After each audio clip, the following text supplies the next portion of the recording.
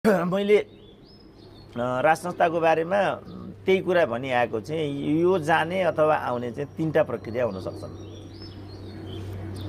एउटा जनविद्रोह, जसरी अस्ति जेनजी विद्रोह भयो, उनीहरूले राजा ल्याउन चाहेको भए त्यो आइ पनि हाल्थ्यो।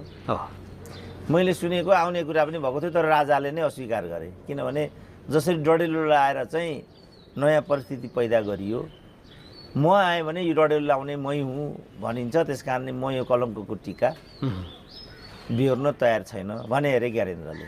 अब अहिले यो खराने ग्याङको नि के भन्छन् त्यो हेर्दा हो कि जस्तो पनि लाग्छ। सर्वत्र अहिले खराने ग्याङ भनेर चाहिँ भत्सर्ना गर्ने कुरा भइरहेछ नि त। यो त कलङ्कको टिका भयो नि। त्यो देख्दाखेरि ज्ञानेन्द्रले ठिकै बुझेका हुन् कि जस्तो पनि लाग्ने। आउने कुरा जनविद्रोह हो।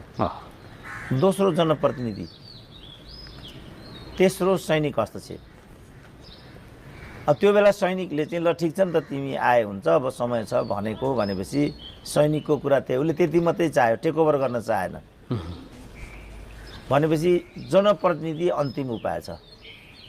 जनप्रतिनिधिले जे गर्छन् त्यही हुन्छ, कसैले रोएर हुँदैन। उनीहरूले ल्याउनुपर्छ भन्यो भने त्यो आउँछ, होइन भने त्यो आउँदैन।